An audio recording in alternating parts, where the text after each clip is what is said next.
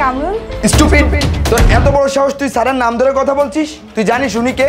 উনি একজন ম্যাজিস্ট্রেট। কি? কামরুল ম্যাজিস্ট্রেট? কিন্তু আমি তো কামরুলকে চিনি। এই মুখ সামলে কথা বল। তুই আবারও স্যারের নাম ধরে কথা বলছিস। আমি বুঝতে পেরেছি তুই স্যারকে চিনিস, এমনকি স্যারও তোকে চেনে। তবে এখন ভালোভাবে বলছি, এখান থেকে বেরিয়ে যা।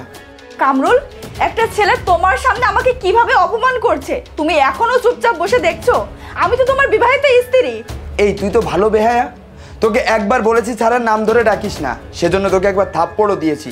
এবার ভালোভাবে বলছি, তুই যদি স্যারের সাথে বেয়াদবি করিস তাহলে তোকে আবার থাপ্পড় দিতে বাধ্য হব। কামরুল, এসব তুমি কি বলছো? আমি তো তোমার বিয়ে করা বউ, তাহলে তুমি কেন আমাকে অস্বীকার করছো?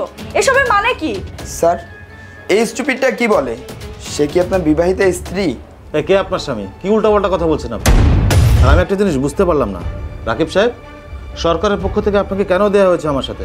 আমার দেখাশোনা করার জন্য, আমার সিকিউরিটির জন্য। তাহলে বাইরে থেকে একটা লোক এসে কি উল্টাপাল্টা কথা বলছে আর আপনি এখনো চুপচাপ এখানে দাঁড়িয়ে আছেন? সরান আমার চোখের সামনে থেকে। সেই তখন থেকে তোকে চলে যেতে বলছি, তুই এখনো যাচ্ছিস না কেন? তোর জন্য স্যারের কাছে আমার কথা শুনতে হচ্ছে। তুই কি এখান থেকে যাবি নাকি পুলিশ ডেকে বের করে দিতে বাধ্য হব? কামরুল, এটা তুমি কি বলছো? আমার গর্ভের সন্তান তোমার না মানে? কামরুল, তুমি বিশ্বাস করো, আমি কোনো অন্যায় কাজ করিনি, কোনো খারাপ কাজে লিপ্ত হইনি। এই সন্তান তোমারই। একটা মাই বলতে পারে যে তার গর্ভের সন্তানের বাবাকে। এই সন্তানের বাবা তুমি, কামরুল।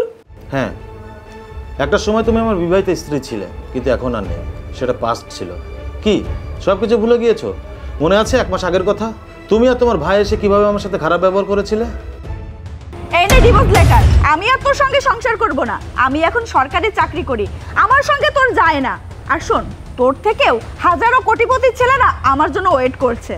আরে শ্রুতি, তুমি এসব কি বলছো? আমি তো কিছুই বুঝতে পারছি না। আরে আমি নিজে লেখাপড়া কমিয়ে দিয়ে তোমাকে লেখাপড়া শিখিয়েছি, এমনকি তোমাকে সরকারি চাকরি পাইয়ে দিয়েছি। তাছাড়া আমি তো বিসিএস পরীক্ষা দিয়েছি, দেখো আমার রেজাল্ট অনেক ভালো হবে। এই ছোট লোকের বাচ্চা, কি বললি তুই? তুই আমার বোনকে লেখাপড়া শিখিয়ে চাকরি পাইয়ে দিয়েছিস? তাহলে আমার বাবা কি করেছে? ঘোড়ার ঘাস কেটেছে নাকি? আমার বাবা সেই ছোট থেকে আমার বোনকে বড় করে তুলেছে, লেখাপড়া শিখিয়েছে, তারপর তোর কাছে বিয়ে দিয়েছে। এই তোর সাথে আমার বোনের সাথে বিয়ে হয়েছে মাত্র 3 বছর। এই 3 বছরে তুই কত টাকা খরচ করেছিস? এখন বড় বাহাদুরি করছিস না? যত সব ফাজলামি করার জায়গা পাস না। ভাইয়া, আপনি তো সব কিছু জানেন, তাহলে আপনি কেন আমার সাথে এমন ব্যবহার করছেন? শ্রুতি, তুমি বা কেন আমার সাথে এমন ব্যবহার করছো? আমি তো কিছুই বুঝতে পারছি না। আর আমি এত কষ্ট করে তোমাকে লেখাপড়া শিখেছি, তোমাকে সরকারি চাকরি পাইয়ে দিয়েছি, সেই সব অবদান তুমি ভুলে গেছো। আজকে সরকারি চাকরি পেয়ে তুমি আমার সাথে এমন ব্যবহার করছো, আমাকে ডিভোর্স দিতে চাইছো? আমি একজন সরকারি চাকরিজীবী, তাই আমার মন মানসিকতা চেঞ্জ হয়েছে। আমিও চাইবো আমার একজন সরকারি চাকরিজীবীর সঙ্গে বিয়ে হোক, তার সঙ্গে আমি সংসার করি। আর তাছাড়া আমি সমাজের মানুষকে কি বলবো যে আমি একজন সরকারি চাকরিজীবী আর আমার হাজবেন্ড একজন কৃষক? শোন, আমি তোকে ডিভোর্স দিতে বাধ্য হচ্ছি। আর আফটার নেক্সট টাইম তুই যদি আমার সঙ্গে যোগাযোগ করার চেষ্টাও করিস, তাহলে আমি তোকে নারী নির্যাতনের কেস দিব। এই ছোট লোকের বাচ্চা, আমার বোন কি বলেছে কান খুলে শুনে রাখ। এরপর থেকে যদি তুই আমার বোনের পিছু পিছু ঘুরিস বা আমার বাড়ির আশেপাশে যাস, তাহলে তোকে মেরে হাড্ডি গুড্ডি ভেঙে দিব। বুঝতে পেরেছিস? কথাটা মাথায় রাখিস। বোন, চল। শ্রুতি, শ্রুতি, কি এত কিছুর পরেও কিভাবে আমাকে হাজবেন্ড হিসেবে দাবি করো? কামরুল, আমি জানি তোমার সাথে আমি যা করেছি অন্যায় করেছি, ভুল করেছি। কিন্তু আজ সকালে আমি যখন জানতে পারি যে আমি প্রেগনেন্ট, তখনই আমি তোমার কাছে দৌড়ে চলে এসেছি। কি বললে তুমি? তুমি প্রেগনেন্ট? তুমি প্রেগনেন্ট হয়েছো, তাতে আমি কি করব? এখানে আমার কিছুই করার নেই, কারণ এই সন্তানের বাবা তো আমি না। এই সন্তানের যে বাবা, তুমি তার কাছে গিয়ে এসব কথা বলো। কামরুল, এটা তুমি কি বলছো? আমার গর্ভের সন্তান তোমার না মানে? কামরুল, তুমি বিশ্বাস করো, আমি কোনো অন্যায় কাজ করিনি, কোনো খারাপ কাজে লিপ্ত হইনি। এই সন্তান তোমারই।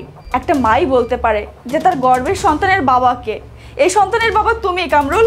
আচ্ছা ঠিক আছে, মানলাম যে তোমার গর্ভের সন্তানের বাবা আমি। আচ্ছা একটা কথা বলো তো, তুমি না সরকারি চাকরি পেয়েছিলে, যে চাকরির জন্য তুমি আমাকে ছেড়ে চলে গিয়েছিলে আমার সাথে খারাপ ব্যবহার করে, তাহলে হঠাৎ কেন আজকে আবার আমার কাছে তুমি? হ্যাঁ, আমি সরকারি চাকরি পেয়েছিলাম, কিন্তু লোভ আমাকে সরকারি চাকরি থেকে বিতাড়িত করেছে। আমি বিভিন্ন সময় বিভিন্ন মানুষের কাছ থেকে ঘুষ নিয়েছি। এটা আমার ঊর্ধ্বতন কর্মকর্তারা জানতে পারে, পরে তারা এটা তদন্ত করে।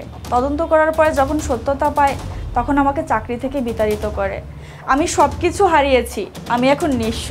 তাই আমি তোমার কাছে এখন ফিরে এসেছি। প্লিজ কামরুল, তুমি আমাকে ফিরিয়ে দিও না। এখন আমি সব কিছু হারিয়ে নিঃস্ব হয়ে গিয়েছি, তাই আমি তোমার কাছে ফিরে এসেছি। কামরুল প্লিজ, তুমি আমাকে ক্ষমা করে দাও। ক্ষমা করে তুমি আমাকে মেনে নাও। এখন এসে তুমি আমার কাছে ক্ষমা চাচ্ছ? বাহ, নিয়তির কি বিধান! যখন আমার কাছে কিচ্ছু ছিল না, আমি গরিব ছিলাম, তখন তুমি আমাকে ছেড়ে কাগজের টুকরো মনে করে ছুঁড়ে ফেলে দিয়েছিলে। আবার যখন জানতে পেরেছো যে আমি ম্যাজিস্ট্রেট হয়ে গিয়েছি, আমার কাছে টাকা পয়সা গাড়ি বাড়ি কোনো কিছুর অভাব নেই, তখন আবার আমার কাছে ছুটে চলে এসেছো। কি দারুণ রূপ পরিবর্তন তোমাদের। বাই দ্য ওয়ে, আজকে তুমি একা এসেছো কেন? সেদিন তো আমাকে অপমান করার সময় তোমার পাশে তোমার ভাই ছিল, তাহলে আজকে তোমার এই অবস্থায় তোমার ভাইয়া কোথায়? কোথায় সে? কামরুল, এসব বলে আমাকে লজ্জা দিও না। আমার যখন সরকারি চাকরি ছিল, আমার কাছে টাকা ছিল, তখন আমার ভাই আমার পাশে ছিল। যখন আমি চাকরি হারাই, আমার কাছে টাকা পয়সা ছিল না, তখন আমার ভাই আমাকে দূর দূর করে বাড়ি থেকে বের করে দেয়। কামরুল, তুমি জানো না, আমার ভাইয়া তোমাকে ডিভোর্স দিতে আমাকে জোর করেছে। সে আমাকে এটা বুঝিয়েছে যে তুই এখন সরকারি চাকরি করিস, তোর টাকা পয়সা গাড়ি বাড়ি কোনো কিছুর অভাব থাকবে না, তুই এখন একটা ভালো ছেলে ডিজার্ভ করিস, তুই কেন কৃষকের সঙ্গে পড়ে থাকবি। সে আমাকে বাধ্য করেছে তোমাকে ডিভোর্স দিতে। বিশ্বাস করো কামরুল, আমি তোমাকে কখনো ডিভোর্স দিতে চাইনি, আমি সত্যি তোমাকে অনেক ভালোবাসি। প্লিজ কামরুল, তুমি আমাকে মেনে নাও। তুমি যদি আমাকে মেনে না নাও, তাহলে আমার যাওয়ার আর কোনো জায়গা থাকবে না। দেখলে তো, নিয়তির বিধান এমনই হয়। একটা মেয়ে বিয়ের পর তার সব থেকে আপনজন কে হয় জানো? তার স্বামী। আর যারাই আপনজনের সাথে খারাপ ব্যবহার করে, তাদের পরিস্থিতি এমনই হয়। আজকে তোমার গর্ভে সন্তান এসেছে বিদায় তুমি আমার কাছে ছুটে এসেছো। আজকে যদি তোমার গর্ভে সন্তান না আসতো, তাহলে আমার মনে হয় না তুমি আমার কাছে কখনো ছুটে আসতে।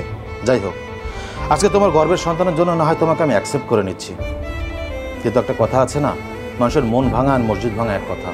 তুমি আমার মনটা ভেঙে তছনছ করে দিয়েছো, তাই সরি। তোমাকে আমি আগের মতো আর ভালোবাসতে পারবো না। শ্রুতি, একটা কথা মনে রেখো, এই পৃথিবীতে তুমি যেমন কর্ম করবে, তোমাকে তার ফলটা সেইভাবেই ভোগ করতে হবে। তাই সবসময় একটা কথা মনে রাখবে, কোনো কর্ম বা কোনো কথা বলার আগে 100 বার ভেবে দেখবে যে সেই কথা বা কর্মের মাধ্যমে পরবর্তীতে যাতে তোমাকে পস্তাতে না হয়।